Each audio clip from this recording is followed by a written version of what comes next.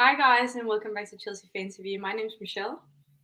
My name is Nina. Welcome back to Carefree Queens. I think we should rename this to Carefree Therapy because at the moment this is how I see these episodes. Any content related to Chelsea I make, I just see it as therapy now because it's just letting it all out. Same feelings. How are you, Michelle? Like a small therapy group. Is it bad that I actually kind of feel carefree?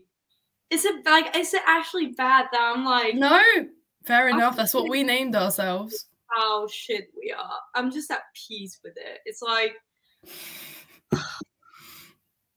I get that. That's how I feel. I cannot put it into words. It's just like...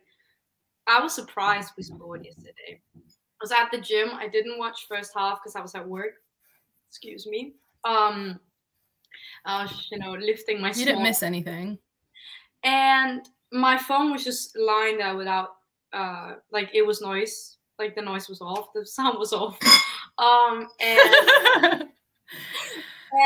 I just saw Nani running with the ball, and I was like, what's going on? And then I saw, a little number.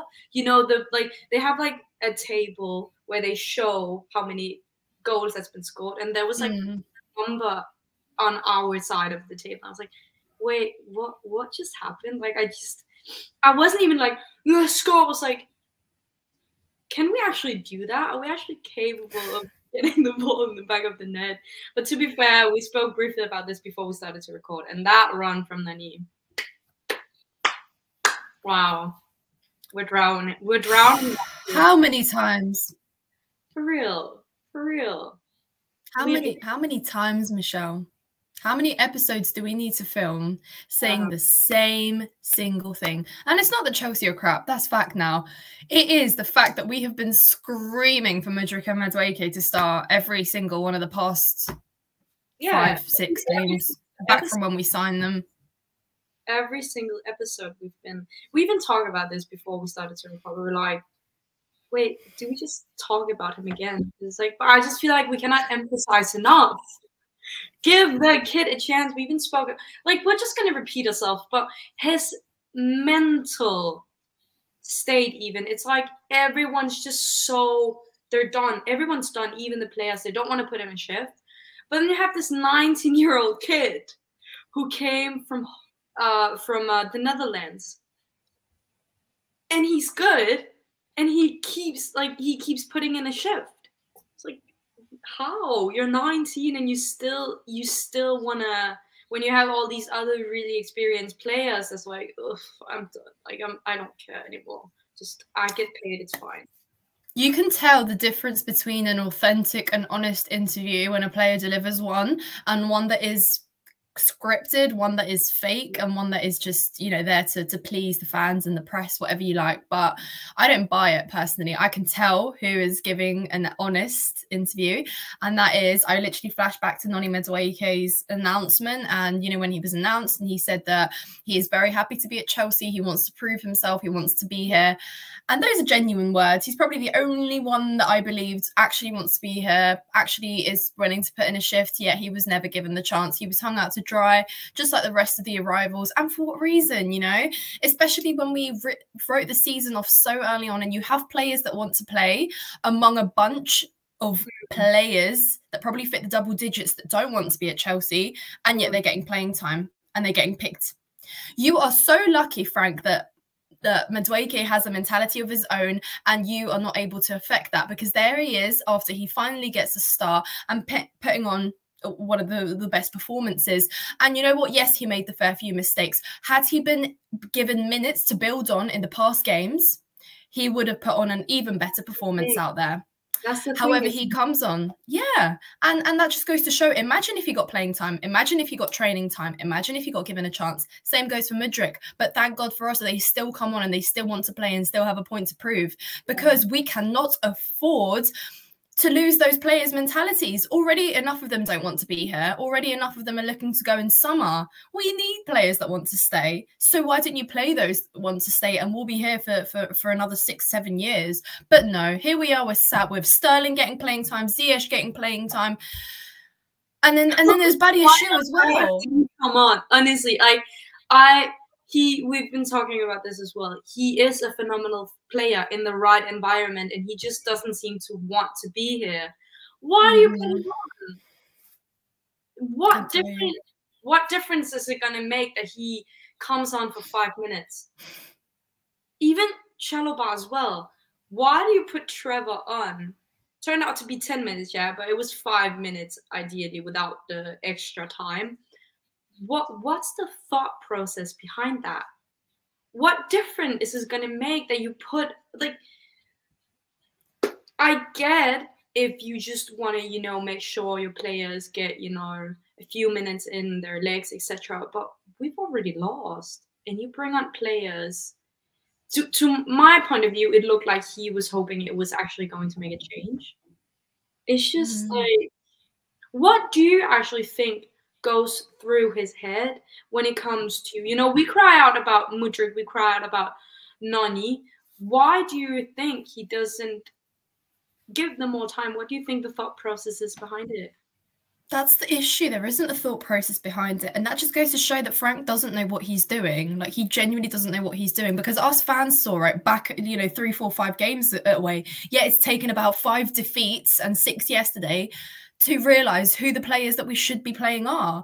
You know, Mudryk and Madueke, I hope to see as a consistent starting pair, you know, next season, forthcoming. Why didn't you give them time to gel, to test out the field, to see how they can play? Because there is nothing to play for. You know, Sterling was walking on that pitch yesterday. I couldn't even tell you. He wasn't making any passes that were even reaching someone. He looked absolutely helpless and hopeless. And Sterling, I've been saying it. I even said it when we beat Bournemouth 2-0, first game back after the World Cup. I said it. I was like, I think he scored. I can't remember, but I still think the effort wasn't there, the performance wasn't there, and it hasn't been there. You know, you can't tell me that Sterling is the Sterling we bought from City a while back. You know, like, where is the experience? Where is that veteran behavior that you're supposed to be bringing in, and the attitude? It's just not there.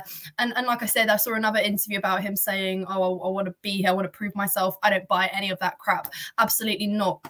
Shouldn't be making the starting lineup, and Mudryk should have been in his place yesterday in that starting lineup. But you know what? It was a better lineup, at least from what we saw against the crap shit show against Madrid and the following games after. At least he had a little bit more sense of putting a little bit more attacking threat on that pitch. But then again, it wasn't even utilised. But like you said, Michelle, I don't know how to answer your question, because quite frankly, what are the chances that Mudryk and Madueke get dropped next game we play? Oh, that's certain. Yeah. If he is gonna start Nani, it's gonna be for the first half only, if he's even gonna start him. And it's just like, you asked me, like, how are you? I'm like, that's just, I just feel like I've said what I wanted it to say. Is like, I just repeat myself from my very first fan cam outside West Ham Stadium or London Stadium or whatever it's called. I was already complaining about everything back then, and that's a while ago. That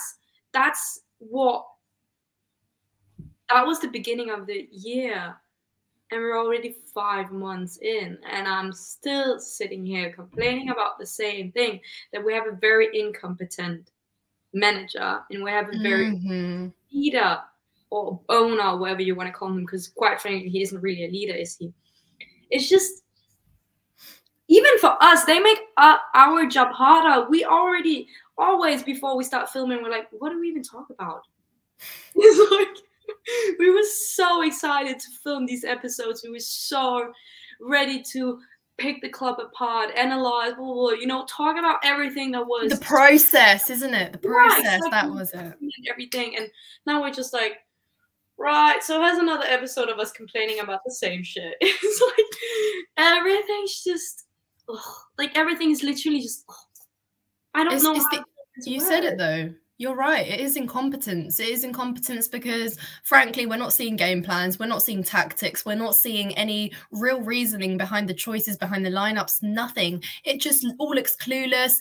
And, you know, he just looks like he's about to cry in every single conference. And I guess I can't blame him. You know, I'll always have an absolute big devotion to Frank Lampard. However, he's just not a good manager. And you can see, you know, he's let us down with lineups. He's let us down with choices. Frankly, there's no tactics either. Yeah, okay, I was happy that you'd come and lift the spirit up, but I was hoping you'd bring some tactics along with that. You didn't. And we've seen it, you know, we've scored a goal, celebrating it. Fantastic. Got goal of the month.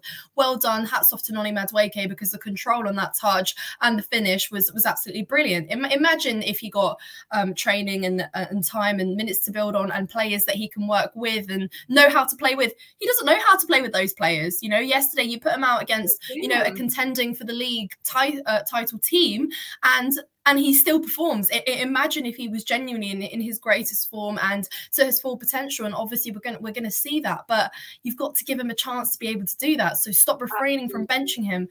And another player I want to bring up here is Badiashile, because where is he? Where did this boy go? Because did he upset Frank on his arrival? Did they fall out? Is he punished? Is he put in Miss Trunchbull's chokey? Where is this guy? Because we've been setting ourselves up for failure all season. We've seen the glimpses of small glimpses and sparks in the dark, and we've just completely put them out. You know, any little sparks we've had, we've just put out and ignored to make our lives more difficult, instead of actually focusing and building on the little good positives that we've had in the season. And I emphasize very few positives we've had. We've decided to ignore all of that, put it away, and just leave someone else to worry about that. What's that doing to his self-esteem? You know, someone that looks so good.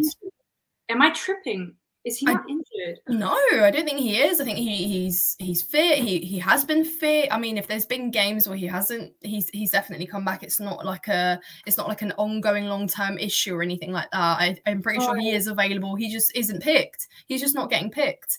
So that's another questionable decision there. You know, we're sitting here, we're trying to rationalize the gaffer's decisions, and we're just not finding any rationale or reasoning. Well, he was in the lineup yesterday along with Zhao. What about what? Oh, look, another one. You know what? Wait, are you sure he's Do you know what, Zhao? No, I am. I'm absolutely certain. But look it up anyway. Joao Felix, the most expensive loan that we have seen in recent years, only here to stay for a while. Is he staying? Is he going? Is still unclear. However, if you've spent that much money on a loan for 6 months, the player didn't play for a month because of a red card. However, he's played all the other games, and he's brought glimpses of brightening up the attack. Yes, he hasn't scored. Yes, nobody else has scored either. Right. He's here approximately, let's say, until the end of the season if he doesn't stay. Right.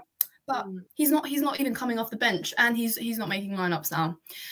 So you've got yourself the question here, Frank. What are you doing? Why is that also another reasoning? Like, why is that reasoning? We've spent that much money on a lone player that's only here for X amount of time and is going to go back to Atletico most likely in summer, and you're not even going to try and flesh out anything that could come out of that player either. So you're just sat here and you're thinking, Michelle, potentially, you know, I've seen some comments, we could probably do a better job. And you know what? I'm thinking we probably could do a better job. Oh, get us in that dressing room, get us at that sideline. Me and Michelle, guys, are contending for Chelsea's next manager. We come as a pair. What package deal? No, even like I said this last episode, I think that even like as a mental performance coach, like we would just be, I actually personally think they would find us really annoying in the beginning. Just imagine you and I in the dressing room, like, come on, guys, this is Chelsea. Like, we would have so much. Can you say that? What's the word? That's like you have so much. Don't know. You have so much drive. Like you're so driven. Oh, like motivation, like energy. Yeah, I guess. But it's just like I cannot help but think. Do you think that? I think we all agree that Frank is not a good manager. He was a really good player, but he's not a good manager. But I cannot help but think, do you think he would be able to capitalize on positive changes if he, how do I phrase this? Like if he came in to a positive squad, like not a crashing, whatever. Like, if it was actually going good for us, do you think he would have been able to capitalize on it? And because I mean, essentially, you wouldn't really have to do much then. He would just have to, make sure it was not going below. Do you think he would have been able to do better if it was going better for the club as well? Potentially, yeah. I mean, because that probably would have encouraged him to make better choices as well. You know, if we kind of knew where we were as a squad, if we kind of knew which players could play and whatnot. But I guess obviously Potter's got a lot to blame for that as well, because of the amount of just unlogical rotations he made throughout the year. You know, half those players, I'm pretty sure, don't really know their names. That's kind of what it looks like. It looks like they're still kind of getting to know each other. It looks like they're still having that warm up at the start where introduce yourself, say a fun fact about yourself, so we can all, you know, kind of familiarize ourselves. It's kind of like calling up some players on a Sunday league and saying, "Oh, look, can you come down and play because we haven't got enough players." Like, that's kind of the vibe I'm getting, because we look like we just look like we're not united. We're not a team. We don't play cohesive football. We play individual football, and then we just kind of attempt passes here and there. If we make it, we do great. Then if not, so I do think that if we'd had kind of at the start, and obviously again that's down to Potter. You know, Potter had a lot to play with, kind of the falling apart of the squad and them not playing as a team, and them obviously kind of falling out and whatnot and losing motivation. Yeah, perhaps he would have made that would have been an easier job, and we've seen him say many times that it's a big job, it's not an easy job. Yeah, Frank, we know, we've seen this all season. We know it's not it's not a easy job. Like, that's fact. You're not telling us something we don't know here. However, like, we expected you to come in and apply some logic and apply something that, you know, we were crying out for Potter to do. He just hasn't made it easy for himself. Like I said, goal scoring has been impossible, but he's limited our chances every single game with the lineups that he's put out, you know, and that's what it all comes down to. How you manage a game, your man management, your game plan, your halftime changes, your substitutions in the game. These are all decisions that you make as a manager that impact the game, and those decisions haven't been applied. Yeah, I'm not going to excuse the players, because I've been at the players all season, and they know exactly very well that it's not a standard. It's not a standard of a football club team, let alone a Chelsea football club. You know, it's like Lewis said, they're all at the beach. They're honestly all out at the beach. They're sat with their cocktails, and they don't give a crap. We're still the ones that are giving a crap and are watching or are going. You know, I'm going to Forest, Michelle. I'm going to Newcastle as well. Why? Because I keep returning, you know, and I feel sorry for everyone that went to Arsenal last night. I didn't, because I had an essay due. I had a deadline. However, they still went. They still turn up. They still go in hopes to see a London derby, Michelle. The magnitude that a London derby has, none of those players seem to understand that. None of those players seem to know what a London derby is. You know, that is one of the greatest moments in the Premier League, the time that you look forward to. We had one last week, a West London derby. They humiliated us, got humiliated yesterday. And you know what, Michelle? Arsenal didn't even play. They didn't even try that much, you know? To see Arsenal preserving their fucking strength. Sorry, I'm so sorry. It's a bit, just got, that's it. There you go, guys. You've seen me swear. No, that's just me. It's Chelsea absolutely draining me. But yeah, and oh God, I forgot what I was saying. But no, to think that they're preserving their chances, Michelle, that's so embarrassing. What does that say about us as a club? What does that say about us, that even Brentford didn't have to try, Arsenal didn't have to try? We're now that team where you're just kind of guaranteed to some points and potentially a win, if not a draw at worst. And, you know, they're saving themselves for the big dogs. You know, they're playing Newcastle. They think they're in the title race. They're still pushing for that. But nevertheless, they're you know, they're in the game, and they didn't even punish us as much as they could have and should have, because, you know, frankly, they've been building on some of their own, you know, crap kind of games recently and draws and whatnot. And we thought that they'd unleash the absolute, you know, worst possible energy on us, but they didn't. So I think 3-1 is actually pretty modest from them as a result. Yeah, it could have easily been 5-1 or 5-0, easily. Oh yeah, easily. We have Bournemouth coming up, and actually, you knew this, but I really wanted it to fly over, attend the Bournemouth game for several reasons. Apparently, it's the smallest and hardest away ground to get tickets to, so I thought that would be really nice. My birthday is on Monday. So I was like, I'm gonna spend my birthday. I'm gonna go watch the game on the 6th. Go down to Cuphead. It's my birthday. No, I don't want to waste my money. I want to be set at home, enjoying my time with my family. Put our lovely team on the TV. Might even mute it, and just like peek, like have glimpse every now and then. I don't think we can beat Bournemouth.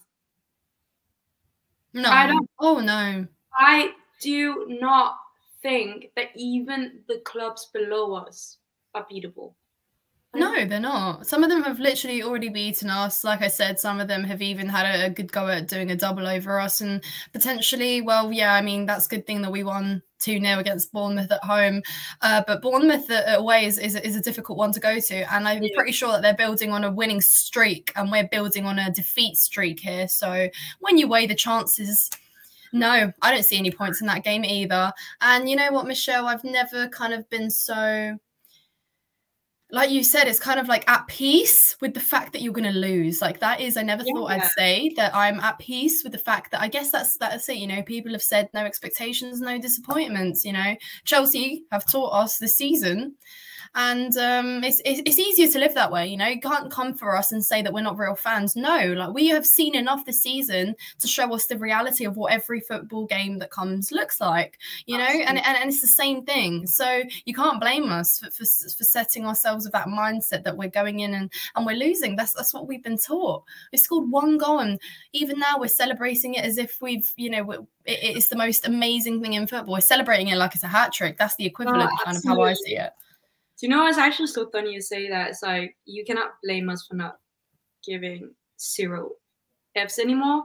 I know a guy, he's an Arsenal fan. Whenever I've seen him, when I've gone clubbing or whatever, it's like literally just us having we banter, we talk shit to each other. And he was having a go at me yesterday.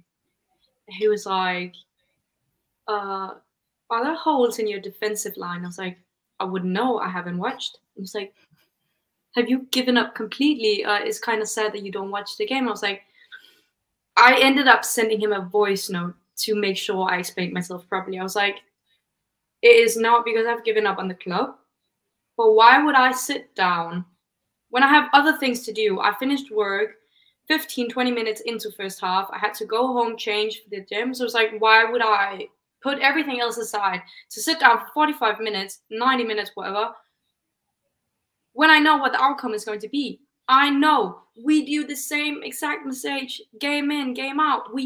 Why would I sit down and be like, oh yeah, I knew that was going to happen? I'm like, why? I didn't miss anything. I spared myself, but he was like, yeah, do you know what? I can see your point, but it's just, it's sad that you've come to that point where you just given up. It's like, like, someone come and save us. Like, might as well. The only joy I have right now is that if we get relegated eventually, I will see new football stadiums that I wouldn't have seen otherwise. Because why would I go to a championship game? But it's like, up the Chelsea, let's go to Stoke City or whoever is playing in the championship. That's just where I am right now. It's like, I know what's going to happen. So beforehand, I would put everything aside and be like, no, I cannot do that. Chelsea's playing. Now I'm like, yeah, sure. And then I'll just, have it on my phone every now and then, watch the notifications. I still watch. And that's just like, I sit there, and I sat there last night, and it's just the same. Like, you watch the game and you think to yourself, man, how is this real? But, and you dwell on it, and then you talk about it, and then here we are, we're chewing the same thing. And it's just been, it's been a consistent kind of thing over, you know what, Michelle, you said this is your words, and I will repeat them. We are consistent on one thing, and that is consistently losing. Yeah, the story, that was actually spot on. We have been crying out for consistency, and we finally got it. We are consistently shit. And we're consistently changing everything as well. Great, that's consistency for you. Consistent confusion, consistent shit managers, consistent, like everything's actually really consistent, right? We even have consistent. We even have a streak. Who would have thought? Not me. we have a streak, girl. We are actually going somewhere. Oh my god, it's pretty good, guys. You know what's positive here? Yeah, there we are. We consistent. There you have it. There you have it. Perfect. No, but it's not that I don't watch. It's just, you know, not when we were doing better, I would plan everything around it. Whether now I had to work yesterday because I have to earn money, but I wasn't stressing to go home. I wasn't like, no, we cannot go work out because I have to watch the game. I was like, yeah, sure. I will just, you know, have it on my phone, have a peek at it every now and then. Like, I might as well, you know, not waste my time getting more depressed. And because I know, we know the outcome. That's the thing, isn't it? Why stress when you know we're going to 3 goals in 45 minutes? Honestly. There's a lot of things being stripped this season. Our identity, our plan, our process, our faith as well.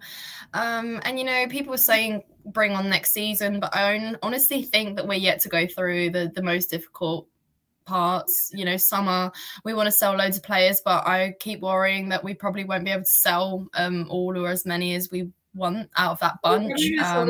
As well. But honestly, the first thing to start with is get rid of everyone that doesn't want to be here. We don't need that. You know, it's difficult enough. Don't play if you don't want to, you know, if you don't want to be here, please don't be here, that kind of thing. And then obviously filling in the gaps as well, where we need to. Obviously that's going to be the next step. And then obviously the manager that's going to come in is going to be expected to pick up this whole mess and, you know, finally potentially take over this long-term project, because where has this long-term project gone? You know, nobody is seeing the project here. There is nothing out of this whole shit show that says we have a plan, we have a process.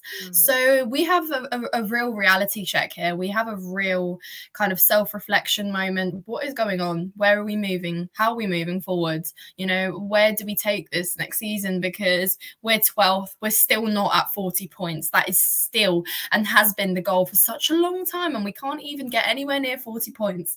And I don't see which fixture we get to 40 points from. So we've got ourselves in a very big pickle. Oh, I knew you were I'm still going to continue loving and supporting the club. That's never going to change. I'm always going to wear my shirt proudly. If every other crap football team wore their shirts proudly, not going to name any specific ones. You know who you are. For the past 5 years, I will proudly wear mine. Thank you. That's a great way to end it. Up the Chelsea. Come on, you Chelsea. We love you despite everything. Thank you for making me a not carefree queen. You're not a carefree queen. But thank God for these positions. Thank God for it. Like, we just consistently sit down every week and we're like, okay. It is actually very therapeutic. Absolutely, guys. Talk about it. Honestly, talk about your feelings. And this is a message. Literally, talk about your feelings. Let us know in the comments how you feel. Let's talk about it. You know, we love reading your feedback on our episodes. Obviously, we're never gonna stop talking about Chelsea. This is us. This is what this show is designated for. Please, honestly, give us your thoughts. Give us your honest thoughts. And thank you very much for watching, guys. Yes. Don't forget to subscribe to the channel. Give the video a like if you liked it. And check Nina and I out on Instagram. I'll make sure that our links are in the description. Perfect. Enjoy your week, guys. Cheers. Bye.